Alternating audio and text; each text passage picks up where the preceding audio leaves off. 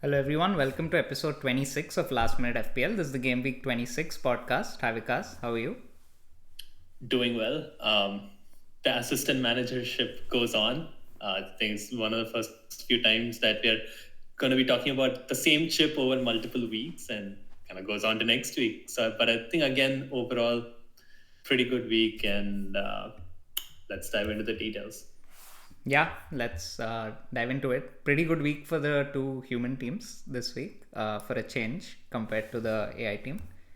So we'll start off by looking at last week's points, and I got 93 points last week.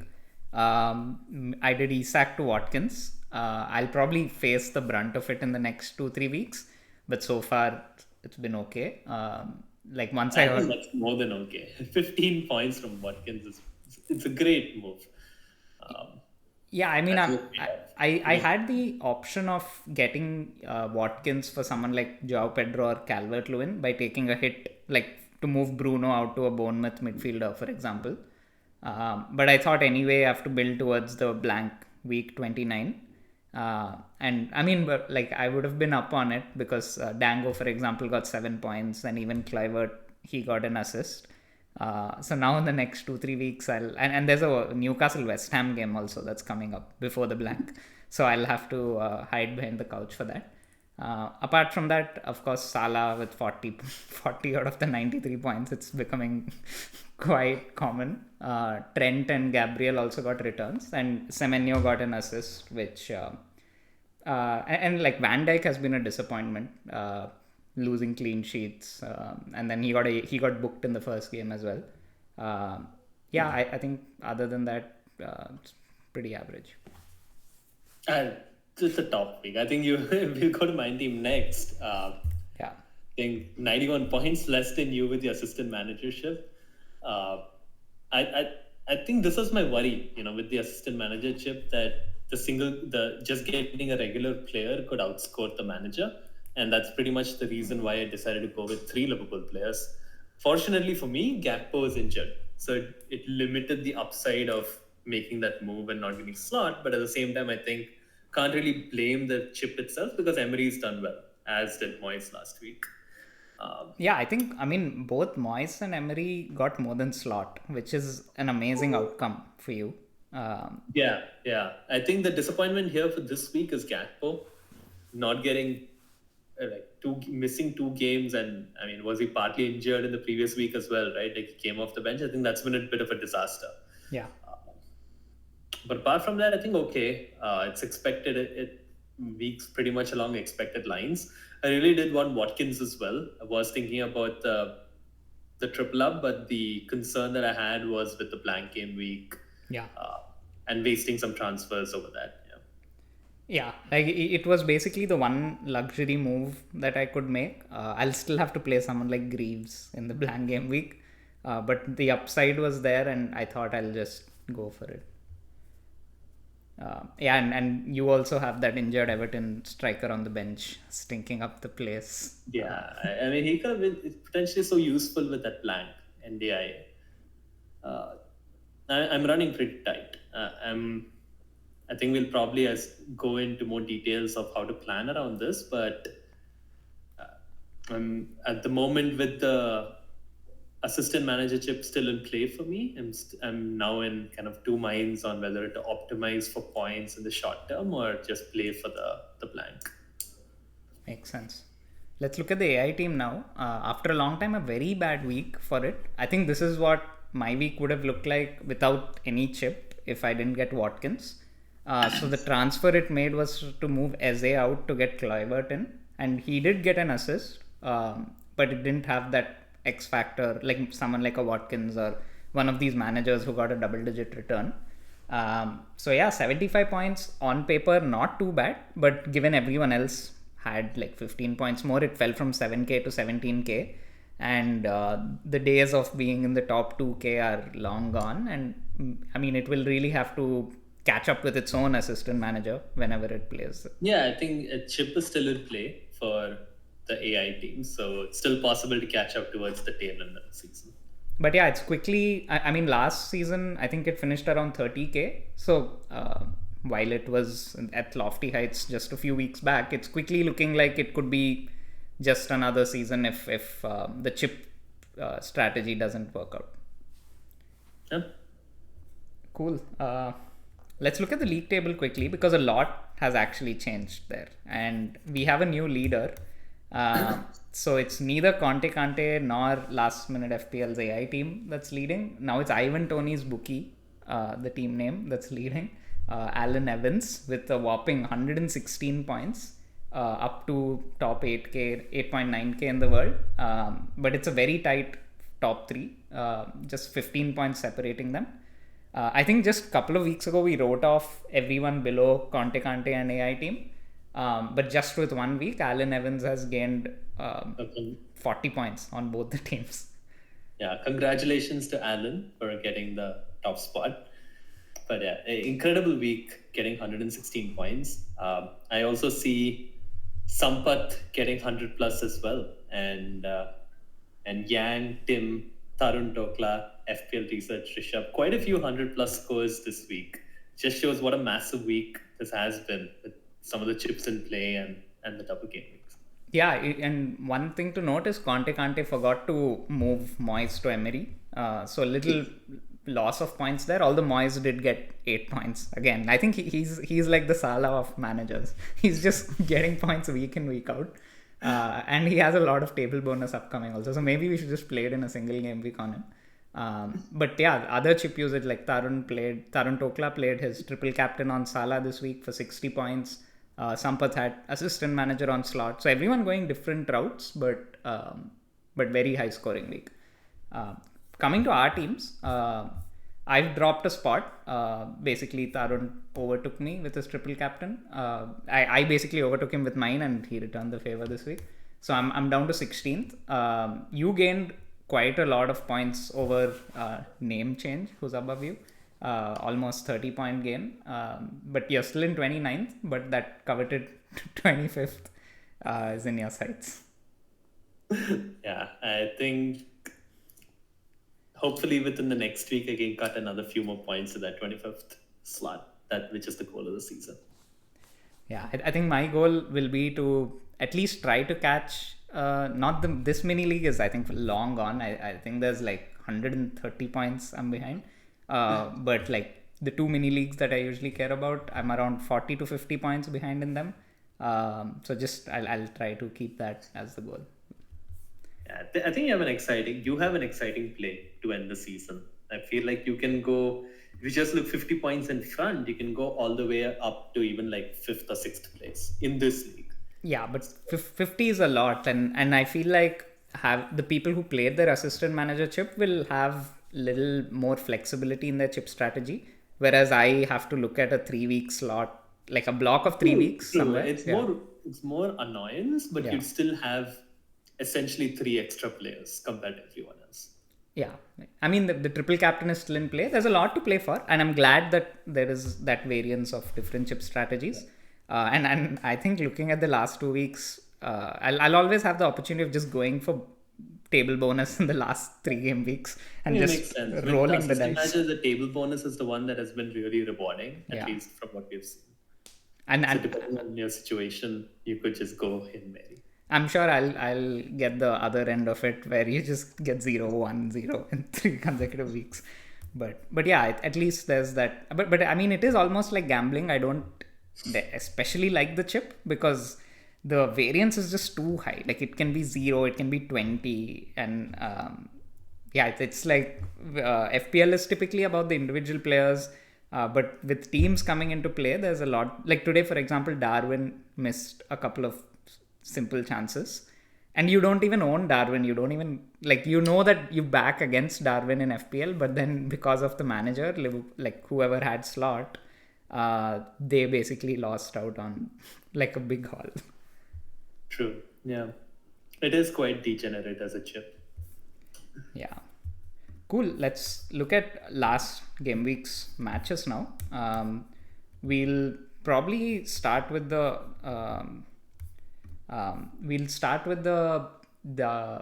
Liverpool games. They had the double game week. I think In attack, Liverpool are so exciting, but like Salah just somehow turns it on in every single game. Like against Wolves, one penalty was disallowed. Otherwise, he could have had a similar haul to last game week. And like he's just setting record after record. Today also, he got 2 assists. Just unreal stuff. And I think every other attacker is a no-go. Today, even though Gakpo was injured, Diaz and Darwin didn't even start. So it's just Salah all the way. Yeah. Having said that, as good as Salah has been looking, Liverpool dropping points yet again, which is closing the gap to Arsenal. I think if they win their, like 5 points off the top.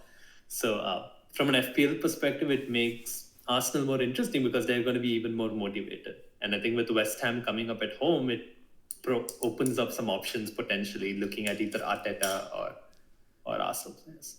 Yeah, I think Liverpool haven't particularly looked great in defense. Like against Wolves and Villa, they conceded quite a bit of chances. Especially that second half against Wolves. Liverpool didn't even get a shot. That's pretty crazy for a team like Liverpool. And speaking about Arsenal, they were kept quiet by Leicester for a majority of the game, and they just turned it on in the last 20 minutes. It's a weird one because they don't have first choice or even some second choice players, so it has to be Trossard and Nwaneri playing up front right now. And yeah, I don't know if I would rely on them for points as such, because I mean, for a reason, you have your Saka, you have your Martinelli, Jesus, and Havertz as your first choice. But I think in the lead up to the blank, it's a worthy punt. I think we'll briefly touch upon how bad Chelsea have been, as usual. It's a theme of late. I think to me it was an expected result. Brighton winning. 3-0 is maybe a bit more exaggerated than what I would have anticipated.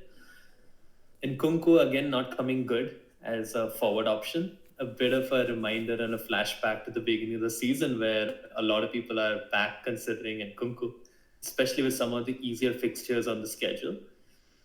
To me, it doesn't sound like a good idea unless you're really just looking for keeping him for 2 weeks. Team's just not informed. Yeah, I mean, I'm someone who's considering him. Probably have 2 midfield spots open before the blank. At least one. Rogers will go. And I think the only question is whether he'll play all the minutes that are... Like, he played 90 minutes twice in a row now.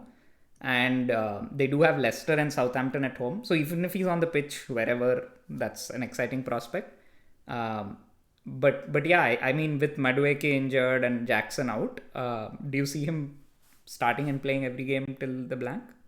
I think there's no other option. There are no other strikers. So even the young striker Mageo, he's injured. And the only thing Maresca can do is keep playing Nkunku to improve his form. So I do expect him to keep starting, irrespective, with the hope that he improves his form over the next few games and then starts getting into gear. That will be the hope that Maresca has. Yeah, I think the only downside is the opportunity cost of not getting like a Bournemouth midfielder. Correct. Because Nkunku is very cheap. He's 5.7, which is not too expensive to punt for. But like Kluivert, Semenyo, and Dango are all in and around that price range, and Bournemouth have amazing fixtures. And if you can go a little more expensive, someone like an Mbuemo has amazing fixtures. So that opportunity cost is what scares me. But if I'm trying to catch people, maybe it's a good opportunity to go for something different. Yeah, I think Southampton, Leicester at home are great fixtures. I wouldn't get him this week, even if I am targeting him, because I'd want to minimize the amount of time he stays in the team. But I don't think you can go wrong with Southampton home, Leicester home in 27-28. Cool. Let's touch upon the City Newcastle game of very great interest for FPL because Marmoush, centre forward, 7 million, now 7.1. Getting a first half hat trick, and he was very clinical. He's classy. He reminds me a lot of Mahrez. Like he dinked the ball. He took a first time shot into the corner of the near post, and Haaland was actually making runs that allowed Marmoush to run past him, which was interesting to see. but again, like we don't know. This was his first start. We don't know whether he's likely to play. And they're playing Liverpool next, so I'd hold off. But he could be a good option in game week 29 for those who don't want to sell Salah to get a City forward. Yeah, the annoying thing is he's listed as a forward. If he was a Yeah. midfielder, it'd probably be even more exciting. Um, yeah, I think City are definitely the free scoring team at the moment. I think with some of the data, will probably back that up as well. Um, Game Week 29 is the real week to make some differentiation with City players in my mind. Yeah, and I was watching the Newcastle players with a lot of fear because I sold Isak and pretty much everyone owns Isak. They didn't look great, but they did have a couple of half chances, and it definitely scares me to go into the next 2-3 weeks without them. I don't think they became bad options, but they've been a bit up and down in the past few weeks for sure. Yeah. Also, I want to talk about the Southampton Bournemouth game. I think Bournemouth started off very strong. First half, they just dominated, got a lot of chances, scored a couple of goals. But Southampton came back really well. They created a lot of chances of their own as well. And in the end, Bournemouth killed it off with another goal. Bournemouth played like a big team. They just sat off once they had 2-0. And once Southampton made it 2-1, they again pressed and finished. Like they're very impressive. It doesn't feel like Bournemouth of old at all.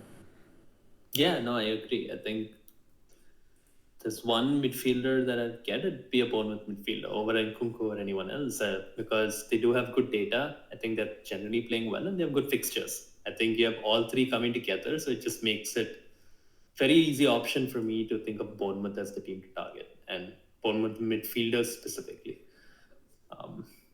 Yeah, and among the midfielders, as someone who owns Semenyo, I watched it pretty closely. Dango Utara is, I think, the player to get because he's 5.1, firstly. And he's the centre forward. He was at the focal point of everything that they were creating. He's like the goal scorer. Only doubt will be whether Evan Nilsson will come back into the team by game week 29. But given how he's playing, I don't see a reason for it. Semenyo, the advantage is he'll play 90 minutes. He's the one who creates a lot of the chances. But for some reason, he's not been getting the returns. Clivert is very highly owned.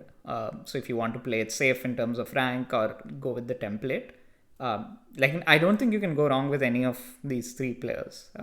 Maybe like currently I have one and I'm considering a double up just because of the fixtures. Yeah, I'm kind of conflicted between choosing the right one. That feels like that just thin margins in terms of who to go for, and it can have substantial differences in points. Yeah. And I hate situations such as those.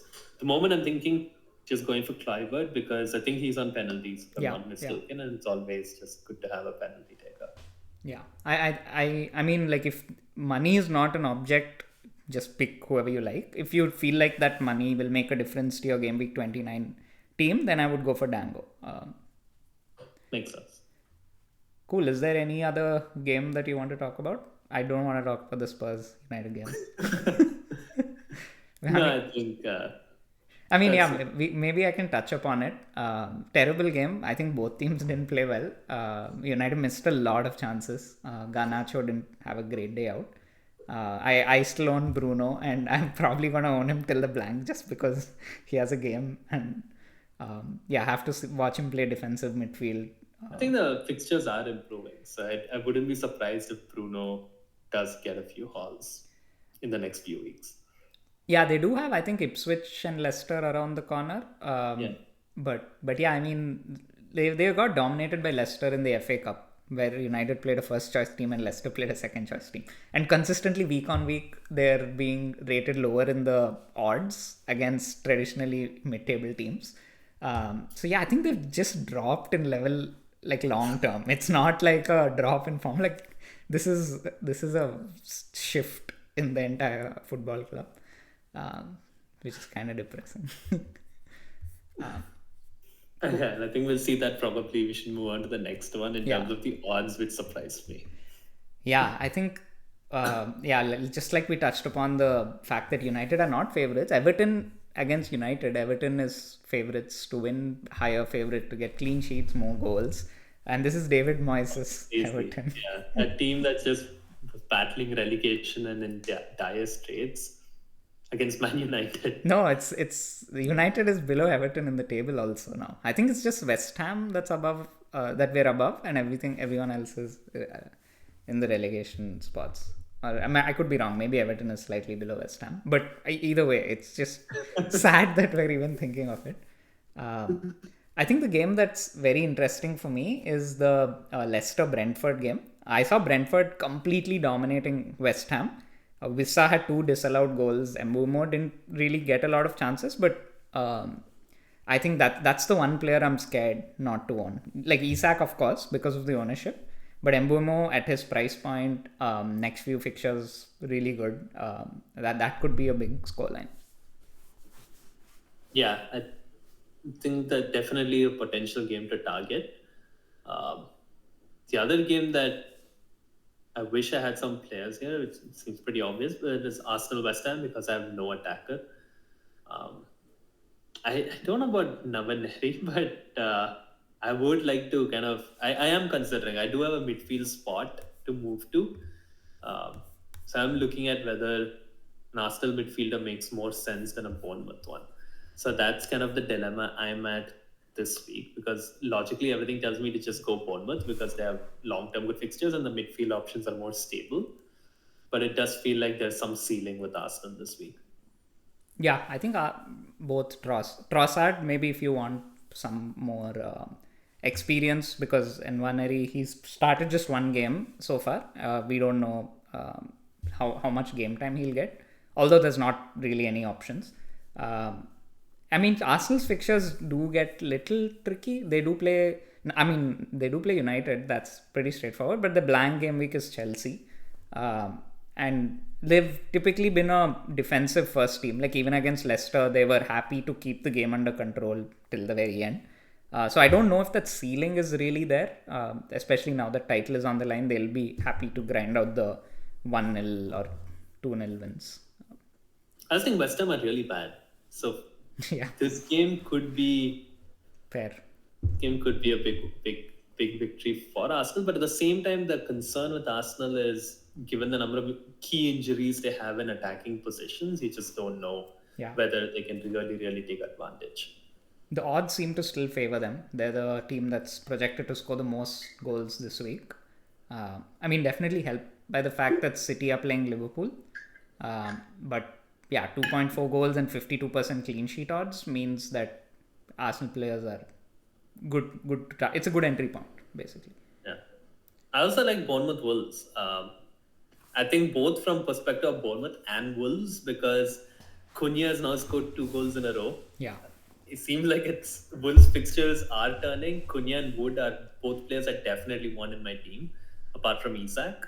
So the other thing that I am thinking about is maybe ditching the Bournemouth midfielder for this week and going Cunha instead because I think Cunha's on penalties or maybe Yeah, not. I don't know, he but is. he definitely is a bonus magnet and he's someone I want for 29 for sure.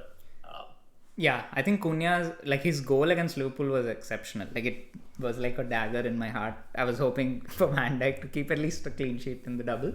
But yeah, I mean he's a quality player. I think Cunha and maybe Bournemouth midfielders are going to be the template moves. Like Gakpo to Cunha will be a common move. Yeah, that's the main Yeah. thing. If Gakpo's out again, then I do have an injury concern because I have NDIA out, Gakpo out, that's two forwards who are out. Cunha just makes it an easy move for me to kind of replace one of them. Yeah, I think Wood can wait a couple of weeks. 29 he has Ipswich, so maybe that's a good entry point. Exactly, yeah. Cunha, yeah, you can make that entry now. All the Bournemouth have been pretty decent. I think Wolves in attack also, they showed against Liverpool that they can give anyone a challenge. We should talk about the City Liverpool game. What are you expecting from this game? Like you can never predict it. Depends on It's a tough one. I think Liverpool are showing some fragility, whereas City seem to be free scoring, but also capitulating when they're playing some tougher oppositions.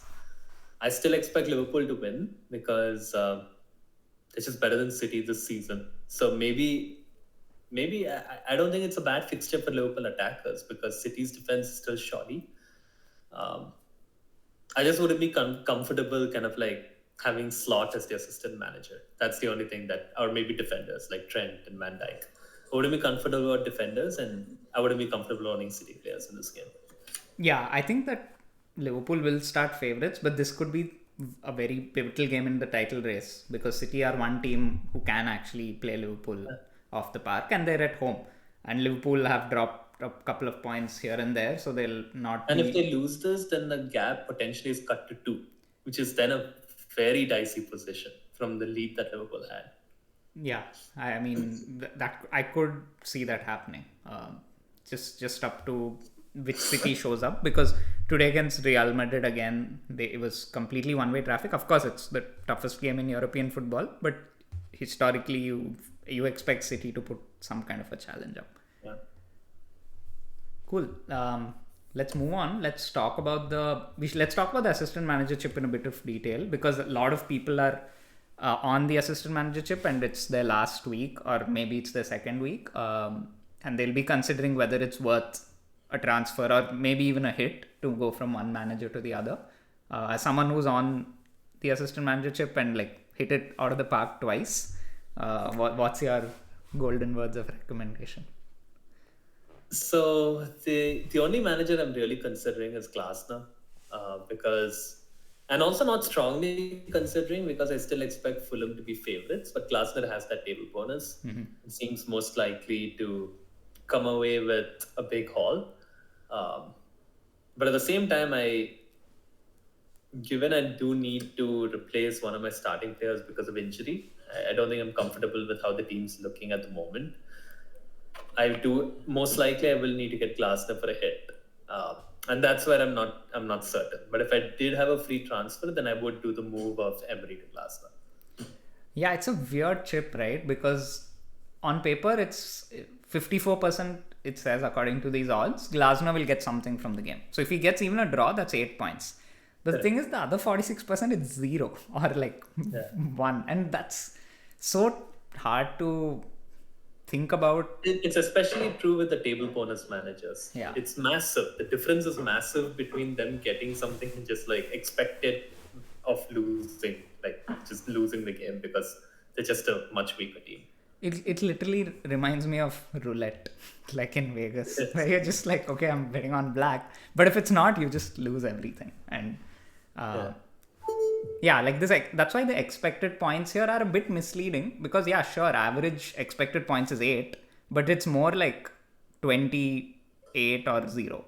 And I think what win is 10 points plus for table bonus. Yeah, win you get 16 points plus clean sheet or goals. So it's like you could get 18 points for a win, maybe like 8 to 9 points for a draw, and like 0 to 1 point for a loss. So you should just be open to all possibilities and just go for it because I mean so far it's worked out, but like we're yet to see an assistant manager who people have really gone for getting 0 or 1 point. And Fulham have been in great form, but I guess that's what table bonus games will be. I think in my position it does make sense to take the hit. I think because if Emery wins the game against Chelsea, he gets what, like, I mean, just say it's like a close game, he gets maybe 5 points, 6 points. He'll get 6 points plus goals plus clean, so he'll get like 7 to 8. 7 to 8, right? Yeah. If it's a 1-0, he'll get 9 points actually because 2 for clean sheet. So if it's a 2-1, then he'll get 8 points. So at least 8 points. I don't think it's possible. Yeah, so if he wins, he'll get at least 8 points. But you can chase the 20-pointer, I feel. Like the downside... Another 10 point with the table bonus, right? Yeah, the downside is not too much for you at your rank because this is like the paths to gain. This is a path. So if you ignore this path and go for Emery, even if this doesn't work out, you're losing out on like the one big gain that you could have. And the worst, and we're talking about the best case with Emery. Then he can draw or lose, and then the values are much lower. So I think it does make sense to take the hit, and I will probably take the hit to Glasser. Just roll the die like the roulette. Yeah, or you could move or go with one player less for Gameweek 29, or leave that decision for later if you feel like more information would help. Yeah. I think I'll do it. I think this is convincing me more to just make the assistant manager move because there's more to gain this week than just making a Yeah. player transfer. Yeah, and I feel like moving to Arteta is also an option because win percentage of 77% is rare.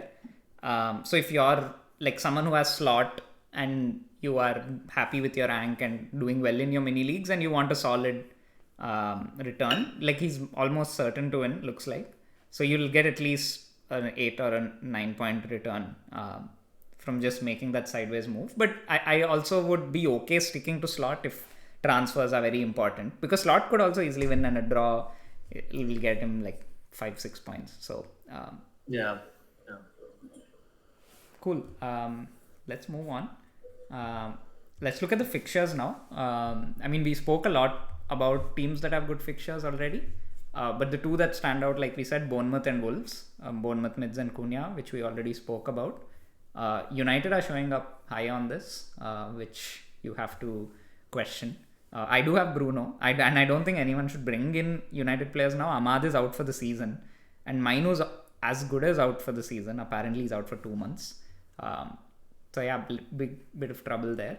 Brentford are showing up. Mbumo and Vissa, great options. Leicester, I wouldn't really go for any players. Anything that stands out to you?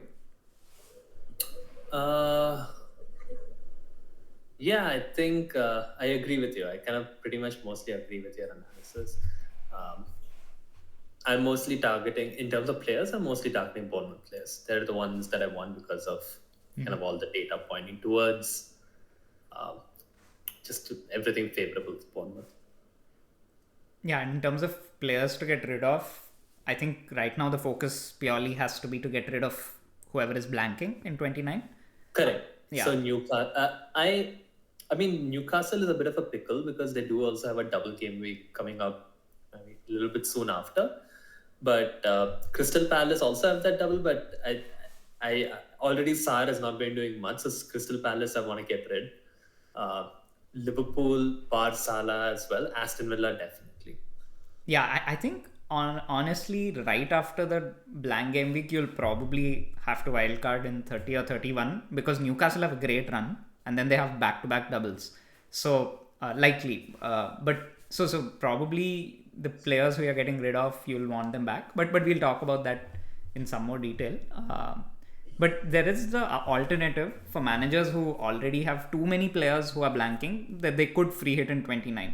And if that's the case, maybe they can ignore the fact that players are blanking and just. But it does. Newcastle's next two fixtures aren't that great, and Villas are also not especially great. Liverpool also, City away, Newcastle. The Southampton at home fixture is scary. That is the big fixture. But I think at that point in time, most people will still anyway have Salah, and he's the one who is the main player there. Maybe Palace is something like next three, Fulham away, maybe not that great. Villa at home, Ipswich at home. So maybe you could delay selling your Palace players. Sarr has just been blanking every single week since I got him. I just cannot wait to get rid of him. Yeah, I actually don't see too much of a benefit of going free hit 29 in the weeks before 29, that is. Maybe after 29 it'll help out because all these teams have great fixtures, like Newcastle has Brentford, Liverpool has Everton, Villa has Brighton, and even Palace has Southampton. So maybe free hit will work out there. Agree. Yeah. I think the other team to target for 29, which is especially useful if you have a free hit, is Man City. I think Haaland, Marmoush, these guys could be very interesting. It's not going to be easy for non-free hitters to get Haaland unless they sell Salah. Yeah, that's true. Yeah, I mean, I'm tempted because like Salah won't have a double also for the rest of the season. But I mean, I think Salah with good fixtures and single game weeks is probably worth more than 1.5 of any other player in the league right now with his extra points. Yeah, I mean, I wouldn't risk it at this point because he's so dangerous in the single game weeks that it feels risky to go without him, even for a small stretch. Yeah, and in the double game week 33, I think, which will be the big double game week, Salah actually has Leicester. So, I mean, I would probably be okay. Like I'd consider him a double game week player for that game. Cool. Let's quickly look at Ben Krellin's chart. So Ben Krellin, if you don't follow him on X or Blue Sky. He's a fixture guru who predicts double game weeks and blank game weeks. So game week 32 is now going to be a double game week. Newcastle and Palace's fixture that was supposed to be in game week 29 has been moved to 32. And what this means is that Newcastle is likely to have back-to-back doubles in game week 32 and 33. So once they blank in 29, in 30 they play Brentford at home. Then they have Leicester away in 31, which is again an amazing fixture. A double in 32 and a likely double in 33. So I think chip strategy is going to be very confusing. I would say keep your options open, but if you're going down the route of not free hitting in 29, from now to 29, just get rid of the players who are blanking and be prepared to wildcard them back in right after, because Newcastle and Palace players, you'll likely want them back. And the other thing that is interesting to see here is the Premier League have been very proactive in rearranging fixtures. So, like for example, this Liverpool Villa game, they didn't have to schedule it this week, but they did it because there's a lot of free midweeks later. So what this means is that even the people who are predicting fixtures are unsure of when the Premier League will put the doubles and blanks. So we may not find out when these doubles will be until it's just before the deadline or till very late. So even in game week 30 or 31, when we're likely to wildcard, we may not know who's going to double and blank because the FA Cup games will still be yet to be played. But I think the template thing to do would be to wildcard in 30 or 31 and then bench boost in 33. That's likely to be the big double, and then free hit in 34 because that will be the blank. And then we don't know after that whether there'll be any doubles. That seems like the obvious thing. There's so many reds in 34 and the question marks over 34 and the big peaks in 33. I think logically that makes sense. I just don't know if 33 and 34 get split amongst multiple weeks, that's when the power of these chips go down. Yeah, and also it's possible that the Premier League does something with the rearrangement where it becomes even tougher to navigate. Like right now, we're expecting that every alternate week is almost like whoever doubles in 33 will blank in 34. And if there is a double in 36, 37, the same thing. But yeah, I think for now anyway, no decisions to be made unless you're free hitting in 29. Then you'll probably have to wildcard later after 34 or 35. So if you're doing that, then you're waiting for the fixture news. But otherwise, till 29, just focus on getting out 10 or 11. Looking at this, it seems like if you can put out a team in 29, put it out because there's so much uncertainty later. Better to hold on to the chips as much as possible. Yeah, and one thing that stands out for me here is because Newcastle have back-to-back doubles, the assistant manager could be interesting in 31, 32, 33. Although, I mean, if you can't navigate 33, 34 without a free hit or a wild card, you can't play those chips in these weeks. Yeah. So a lot of lack of clarity because like as Ben Krellin says here, in 37, game week 37, there will be the FA Cup final, which will cause postponements. But the way Premier League have been rescheduling games, they may keep it in the same game week. So you don't know if there'll be doubles later on in the season at all. So, for example, people who are looking to play the triple captain, they should probably go with Isak in 32 when they know it's going to be there. So we probably have to be a bit proactive with the chips as well. Makes sense. Yeah. Cool.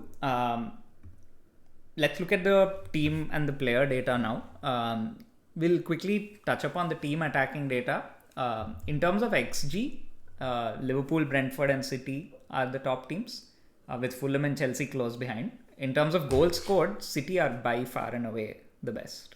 They've scored 4 goals against Newcastle. They're scoring over 3 goals a game in the last 6. Looks like they've found their rhythm back. Yeah. And that's also encouraging to see Bournemouth still doing well, still amongst the top teams for goals, although they are underperforming their XG.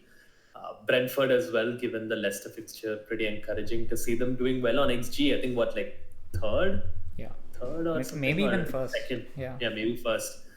So that is very, very encouraging given the Leicester fixture. Scary again. Yeah. I think looking at this, it reinforces, and I will go to my team, but I do have a certain Mr. Mboemo as my captain. So Whoa. this does make me much happier. Nice. I like that. Yeah. Interesting to see where Wolves are though in this. Like as someone looking to get Cunha, does that bother you, or was it tough fixtures? I think it's tough fixtures. Wolves have had a very lopsided season in terms of tough fixtures, easy fixtures, tough fixtures, easy fixtures. I don't want to miss the boat on Cunha like I did earlier in the season.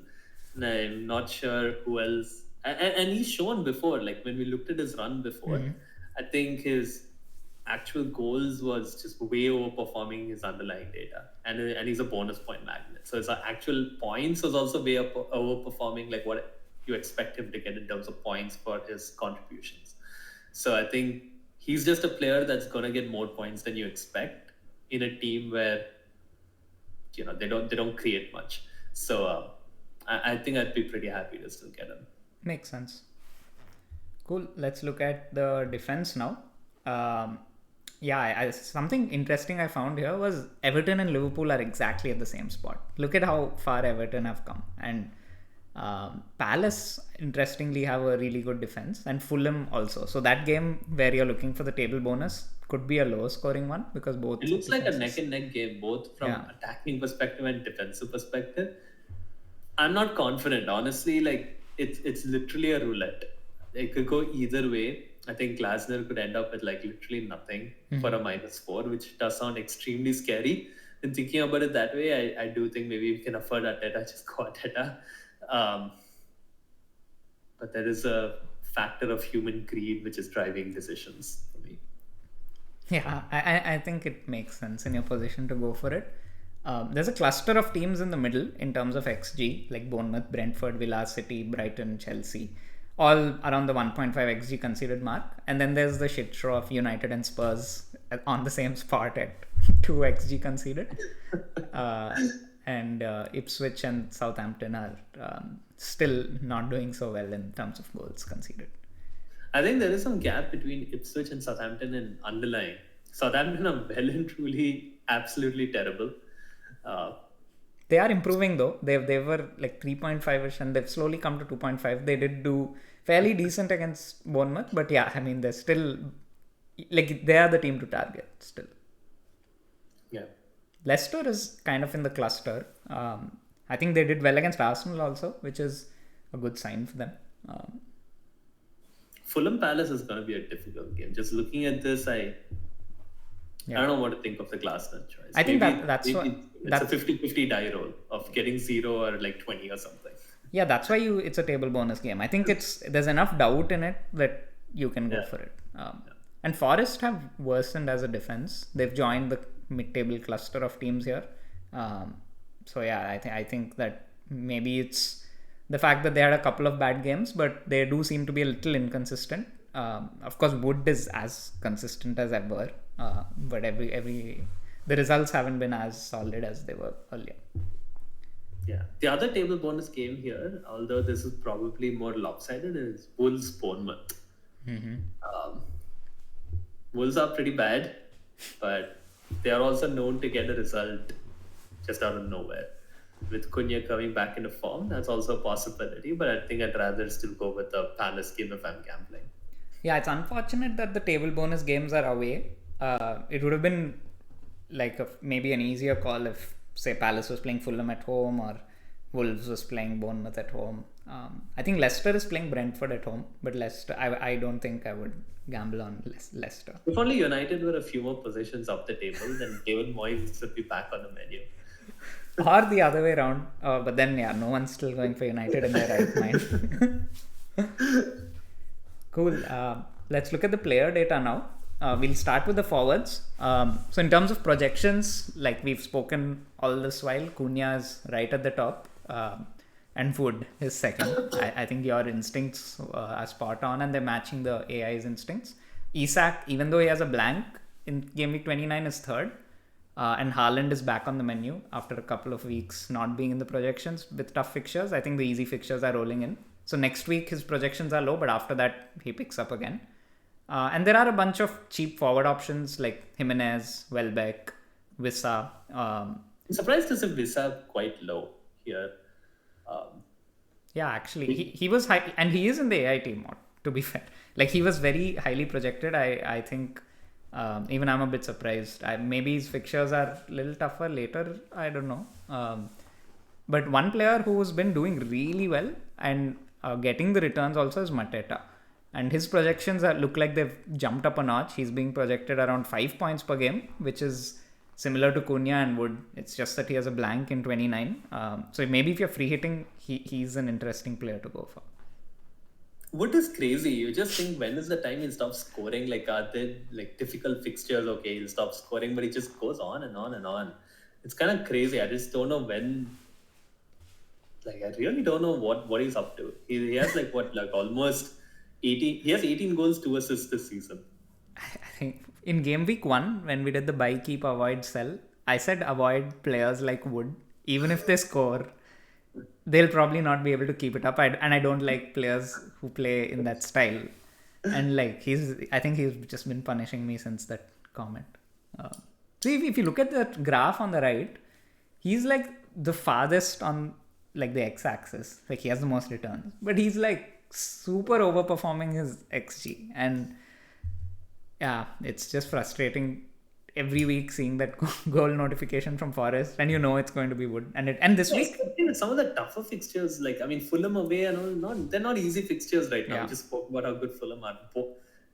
Did you see his goal this week? It was the most bizarre goal. Like, the ball was played into him and he was running with the back facing the ball, and he inadvertently controlled it with his heel, and the ball landed perfectly to shoot, and it took a like, I mean, of course, I'm not taking anything away from him. He's having a fantastic season, but when things like that happen, you know that it's just not meant to be if you don't own him. I still think I'm going to hold off until 29 just because of the fixtures. Yeah, I think that's the right play. Watching him get points every week. Yeah, I mean, it also doesn't make sense to get him in now, and you're anyway like a little behind the players who already have him. So why take the risk of the tougher fixtures? Right. And in terms of XG here in this graph, like Wissa, Mateta, Jimenez, Isak are, I think, the top players. And interesting to see that Cunha, again, maybe it's the tough fixtures because this is a last 6 view. And then Watkins is also fairly low, which is concerning because I'll have him for the next couple of weeks. I think Visa for a short-term one, but I just looked at his fixtures after you said that. I think after 29, it's pretty disastrous for Brentford. It's probably why he's pushed down a bit. Yeah, I think that is true. But if you're anyway wildcarding after 29, it's probably something to not care about. Cool. Let's look at midfielders. This is the craziest thing I saw. Salah has 1 game less, and he's projected to have the highest TV. And for good reason, because I think Palmer has dropped off a bit. Quite a bit, to be honest. Yeah, and otherwise maybe Palmer would have been above Salah, at least for these 4 game weeks. But Salah's still and like he's projected to get 7 points against Man City by the AI team, which is insane. That is crazy, honestly. I mean, that's like 1 goal, which I think is a reasonable thing to expect from him this season. But expecting a goal against City is still pretty. You have to be very confident on that player to just say, okay, you're going to get a goal. I think it makes a difference that City have not been great, because if you look at game week 27, he's actually projected to get lesser points. And I think he's playing Newcastle that week, or I don't know who they have. But Southampton, I think. No, Southampton's 28, where it says 7.7. Yeah. But yeah, I mean, apart from Salah, though, there are a few options. Like you said, I think Kluivert is rated high. Palmer is still rated pretty high. Mbeumo is also rated above 5. I think those are the 3 alternate. Maybe not Kluivert. Goal like returns could go around the team, but Mbeumo and actually all 3 are penalty takers also. So maybe it's the week to take a punt on captaincy. if you're feeling brave, given what Salah's Yeah. done in the I, last couple of weeks. at the moment, I don't think I would go Salah just because I need to catch up. Although if I was in front, I'd probably still go Salah. I think even if you're not, so I am chasing, but I feel like logically City will leave spaces, which suits Liverpool perfectly. The way they played against Real when in the first leg they were up. I mean, because I'm just comparing because that's a big team. City were leading, they were still pressing up high, playing out from the back, and Pep's going to do that. And I think it just takes one or two moments of getting in behind, and um, probably not worth the risk. But maybe, like you said, in your position, if you feel like you have too much to gain, it's the perfect fixture to bet against. There, you won't like if you're captaining him against City away, you're basically saying you're captaining him no matter what. Every week. Yeah, no, I think I'm definitely betting against Salah. The question is Mbuemo versus Kluivert. I think I will get Kluivert as well if I hit. You will be happy to see Bruno here on 5th. Yeah, I mean, I think that's just a matter of playing in game week 29, firstly, and also having Ipswich and Leicester in 27 and 29. But projections mean nothing. Like, he's playing central defensive midfielder now, which I don't think the model accounts for because it assumes that he's playing in his traditional position. And also, maybe it does account for United being a poor team, but yeah. Makes sense. Dango's also pretty high up, so I think that million lesser than Kluivert. If you need that money, you can go for. And Semenyo's also in the top 10. Fair option, yeah. And on the graph, yeah, I think Kluivert and Salah and the City midfielders are well ahead in terms of returns. And in XG, it's Mbumo. Ah, man, I'm gonna be really scared. I don't think I'll be able to get him this week. I'll just have to. I mean, I was already scared last week. And the problem with Mbuemo is he's just a short-term punt given the fixtures and where they're landing. I can already see it. Isak and Mbumo are absolutely gonna punish me, and like I don't even have the assistant manager active. It's gonna be pretty bad. Let's see. Hopefully for Mbuemo owners, they rejoice, especially those who captain. Yeah. Okay. Let's look at defenders now. And finally, we don't have the double game week in play, so it's interesting to see who are the defenders who are actually doing well.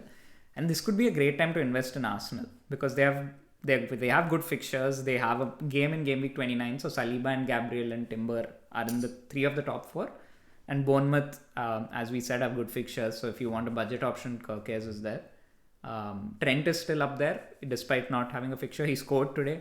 Got a clean sheet in the previous match as well by getting subbed early. He got subbed early today too. So I think that's a good sign. He may bank a couple of extra clean sheets. But I wouldn't go below that. I think transfers are at a premium, and if you're playing 9 or 10 players, you can sacrifice a defender. Agree. I already have Timber. I don't think I'd get another Arsenal player, but I would like to have a Bournemouth defender. I just cannot afford a transfer to move a defender out because I have a lot of other injuries and stuff to take care of. And I think in my mind, I've made up that the defender who will come in will be a Forest defender at long last because I do want to get some of that Forest clean sheet, which came in thick and fast earlier on in the season when their fixtures kind of improved. But you'll probably wait for 29 for it. Correct. Okay. Cool. And yeah, in the graph, I think Trent is head and shoulders above everyone. He created a lot of chances this game week as well, and he even got the returns. I think everyone else are still the same names: Anthony Robinson, Munoz, Konate is interesting. Good option because as Palace, we just showed that defensive data is very good. So and he's showing up pretty well in attacking data. Only issues the blank. True. And Guardiola is I think no need to sell until the blank. Probably someone you can just keep a hold of. Good fixtures. I think Guardiola is someone potentially you can look at for game week 29, moving someone like a Trent out to him in that price range. Okay, let's take a quick look at keepers. I think without the double game week in play, definitely don't make a keeper transfer unless you don't have a keeper for game week 29 and you have the rest of your team. This should definitely be the last choice. And if you can look at the difference in points, it's barely 1 point between first and 10th. No variation here. Yeah. Cool. Let's look at our teams now. We'll start with the AI team. Down to 17K. Salah is going to be the captain this week. Joao Pedro on the bench after he lost his spot. So, two transfer options. Option one is Morgan Rogers out and Brian Mbumo in. Again, this is That sounds strong. That sounds ominous. really strong. Move. Yeah, so it has 3.5 million in the bank, so it can comfortably make that move. And that is the highest TV move. Second highest TV move is moving Van Dijk out to Saliba, which is a good move, but not, I think, not as impactful as I would just play. Like thinking from a human mind, Virgil against City away, just swallow the blank or whatever happens and really attack with Mbumo because Rogers has a tough fixture as well. Yeah. This is such a strong team. This looks really good. Maybe the Forest at home could be a bit of a dangerous fixture just because how well Forest are playing, but it looks really strong on paper. I would say the only downsides is the triple Liverpool and the triple Newcastle against maybe not the easiest opponents, but the rest of the players, Rogers, Vissa, Clervert, Pickford. they're all really great options. So But I I would think do the Mbumo move. Rogers to Mbumo, I think. yeah, that's the move that's going to happen unless there's an injury or suspension. And Virgil to who again?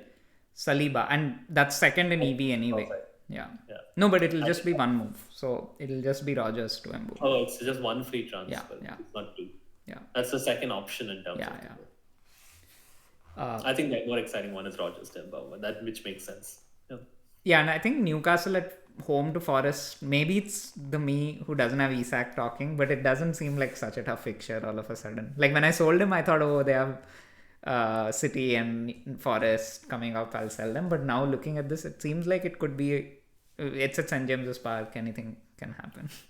I think can happen, but I think it's a tough fixture. Just given Newcastle's slight slump and how well Forest are doing, it's 50-50.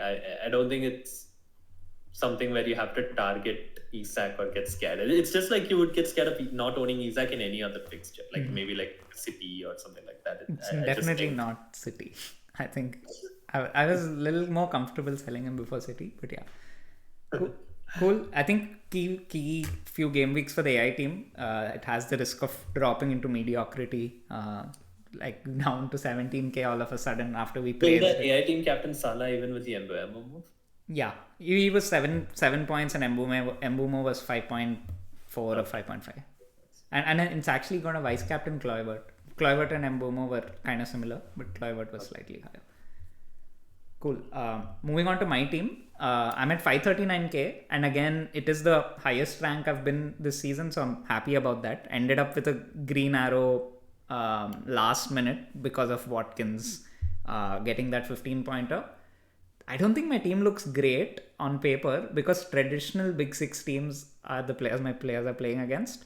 Like Everton, double Everton defense against United. I do feel a little positive about it, but clean sheet, you can never predict. Double Liverpool defense against Man City, not ideal. Bruno against Everton away. Rogers and Watkins. If you're feeling adventurous, I would captain Watkins.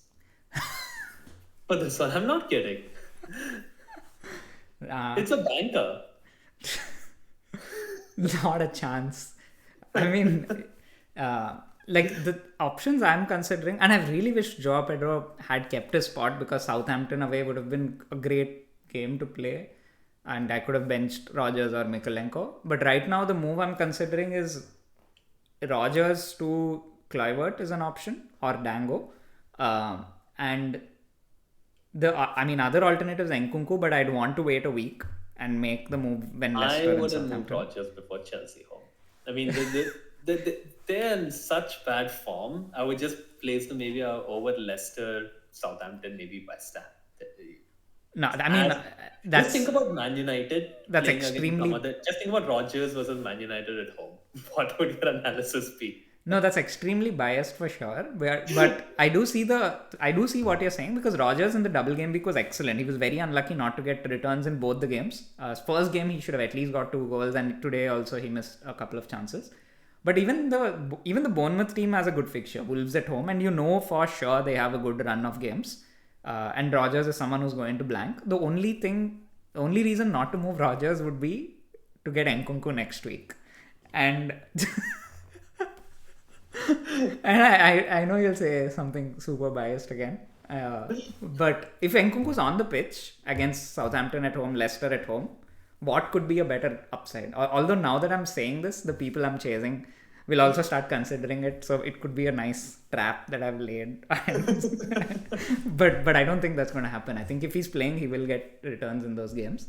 But I am slightly leaning towards making a move this week, which means I could even do Nkunku this week, but I'm probably leaning towards a Bournemouth midfielder. Dango, probably. Depends. I want to see if I need that 1 million in 29. If I'm keeping the option of getting Haaland, maybe for Palmer if I can't do it for Salah, and then playing with 10 or something. I want to see if that 1 million matters. If I don't know if I'll be adventurous enough to sell Salah, because there's so much value tied up in him. That's the only downside. But yeah, right now those are my options. And actually, there's one more option which I didn't talk about. It's and I might have to make that move by 29 anyway. I need to get rid of Calvert-Lewin or Joao Pedro. So he's someone like Calvert-Lewin to Jimenez, or someone in that price range. Maybe a Beto if I want to like go back to Everton strikers. In fact, FPL reviews recommending Calvert-Lewin to Beto before Man United at home. But yeah, I do need to get rid of him for someone by game week 29. Someone like maybe Acuna if I can generate the money. But right now I don't have that kind of money in the bank. So if I move him out now, I can get Jimenez, who has decent fixtures in the next 4. But it's not as exciting, and I feel that there is a midweek fixture coming up. Again, I had Jimenez for a long time, and then there was that rotation with Muniz. Now that Muniz is back fit, I don't know if I should be going there. So, but it sucks seeing Pedro and Calvert-Lewin chilling on the bench. Maybe I should have kept Isak and taken that hit to get Bruno out. But yeah, that's last week's problems. Cool. Yeah, but I am very scared of getting a huge red arrow this week for Isak and Mbumo. A lot of reasons. And yeah, and also no chip. So I'm gonna clench and sit behind a couch for this probably next 2 game weeks, and then I'll hope to gain all those points back with my chips. Yeah, no, I think sure, a little bit nervous, but you still have the chip to play, so I think that'll be fine. Cool. Let's move on to your team. So Mbumo captain, that looks exciting. And so that is certain. Like it's either going to be Mbumo, or I'll move out Sar and get in Kluivert and maybe captain Kluivert. It'll be one of them. The question mark here is there are 2 question marks. One is Gakpo's injury. If he's back and it seems like he's going to start, then I'll just keep him around because he has that Southampton game. Maybe he'll play. I don't know. If not, I'll get rid of him next week. But that's one question mark. Second is the assistant manager, which I think mostly I'm going to pull the trigger and take the hit and get Emery out and get Glasner in just to roll the dice. Yeah, I like the Sar to Kluivert move. I think you should prioritize that over Gakpo's move, because anyway Hall can come on for Gakpo. It's not the end of the world. And then I think the hit for Emery to Glasner and hoping for a 20-pointer is probably a good path to hope. And you're captaining someone else. Agree. So I think mostly my move will be Sar to Kluivert, unless there's some long-term injury news to Gakpo or whatever, and Emery to Glasner. I think those will be my move for a hit, which is fine. I think I do have to go for that ceiling with the manager chip, and it protects me against pre-hit 29, because I will lose a player then. I just think of this hit as accruing to week. Cool. I think that's it. That brings us to the end of this episode. We are at 196 subscribers. So if you haven't subscribed and you're watching, do subscribe and help us get to that 200 mark. Any last words, Vikas? I appreciate all your support and wish you all the best. We'll see you next time.